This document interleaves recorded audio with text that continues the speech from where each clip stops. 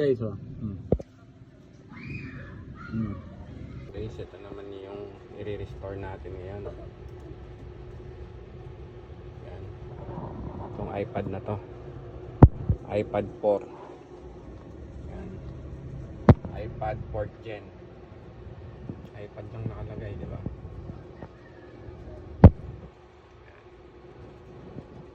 Ito naman yung pinoformat natin. Yan.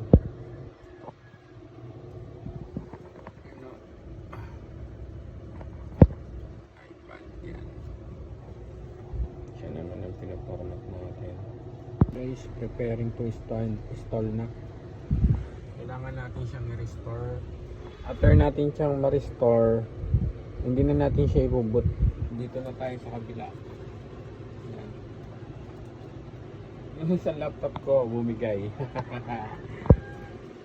Kaagawa ng Mac, kaka-upgrade ng Mac.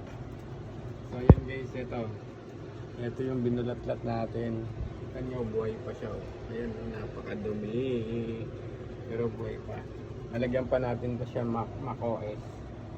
Bumigay yung isang hard disk ko dyan. Bumigay yung mga hard disk ko. Ayan, oh. Ito yung may Mac OS, bumigay. Pero gumawa tayo ulit ng bago, yan. Tapos bumigay din yung laptop. Bali naganap tayo ng laptop na iba. Ayan, yung laptop natin na iba. Ayan, sobrang dumi, hindi pa natin nalilinisan. Buti buhay pa. Yan, restoring. Pagka na-restore to, hindi na natin hintayin na mag-setup siya. Pagka after niya mag-boot dito, ma-finish, di-DFU na natin siya, tapos sasalang na natin siya dyan. Guys, finish na siya guys. Bali, dito naman natin siya sasalang. Yan. Click natin yung enter DFU. Yan.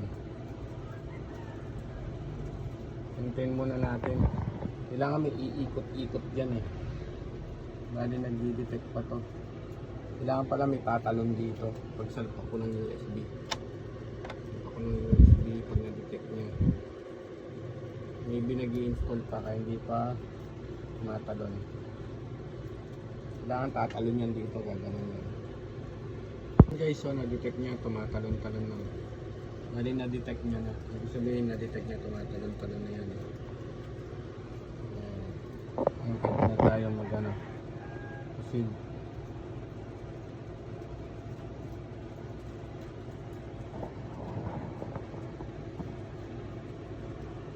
Wait, then reconnect. Then yan, tapos connect na natin siya. Tapos click continue.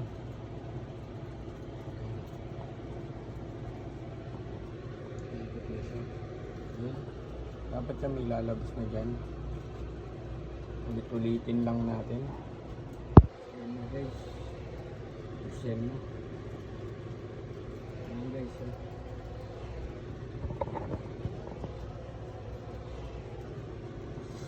Okay na natin.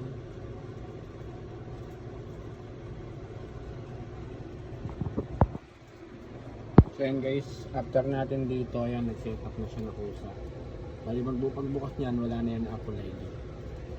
Ayan na guys, ha. Okay na siya. Ayan, dito natin siya ni-restore. Dito natin siya ni-restore. Tapos pagka-restore, sinalang natin siya dito. Din naka-DFU siya.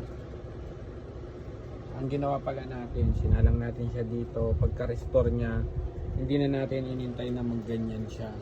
Dini-DFU na natin. Tapos pagka-DFU niya, in-enter, found DFU natin siya. Tapos standard RAM disk yung pangalawa, click natin. Tapos ito, click natin yung pangatlo. Nung nag-load na yung RAM disk, click na natin yung pangatlo. Tapos pinaka-last yung delete setup, yan.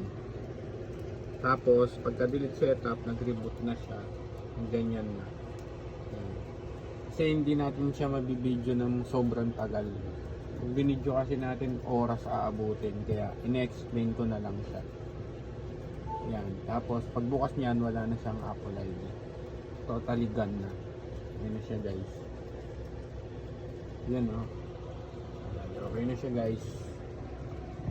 Ang ginamit pala natin kaya dalawang PC, Windows 10, tapos ito Mac OS yung ginamit natin guys.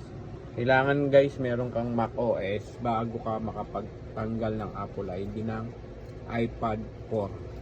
Yan. iPad 4 yan guys. Yan. Okay na. Ito rin pala ito. Sliver 6.1, tapos ito yung RAM disconnect natin, tapos bypass A6 yung chips nito guys, tapos iPad 4 yan. Yun lang, pinakita ko lang. So yun, okay na yun guys ha. Seng Deala guys ha. Seng Deala, ginawa ko na yung real name ko, Cecilio Deala. Yan. Grabe guys oh.